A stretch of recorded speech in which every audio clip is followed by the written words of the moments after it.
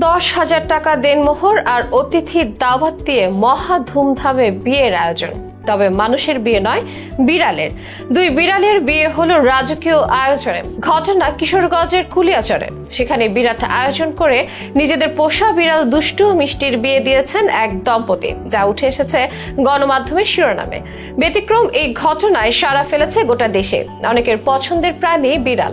অনেকে এই প্রাণীটিকে বাড়িতে পুষে থাকেন, যত্ন নেন এবং ভালোবাসেন। তা বলে মোটা অঙ্কের খরচপাতি করে বিড়ালের বিয়ে, এটা অনেকের মাথায় হয়তো আসবে না। অনেকের কাছে লাগবে রীতিমতো হাস্যকর। তবে এমন কাণ্ডই ঘটে গেল কিশোরগঞ্জে। চলুন জেনে নেওয়া যাক দুষ্টু মিষ্টির রাজকীয় বিয়ের আয়োজন ও তার নেপথ্যের গল্প।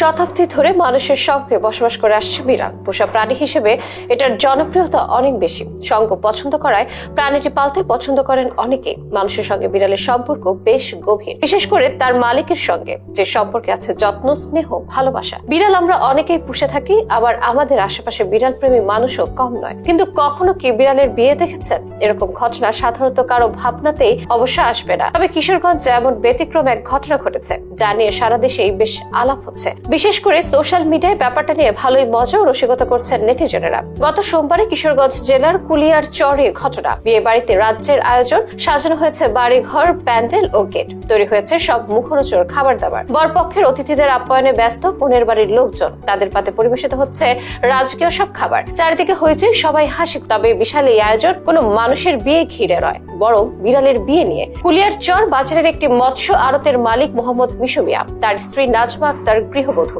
তিনি এই আয়োজন করেন, যেখানে বিয়ে হয়েছে দুটি বিড়ালের মাঝে। নাজমা আক্তার নামে সেই গৃহবধূ তার পোষ্য দুষ্ট মিষ্টির বিয়েতে দেনমোহর ধার্য করেন 10,001 টাকা। ওই দিন বিকালে সিদ্দিক মিয়ার ভবনে ছাদের মানুষের বিয়ের মতোই আয়োজন হয় বিড়াল দুটির বিয়েতে। এই উপলক্ষে প্রায় 70 জন অতিথির দাওয়াত ছিল।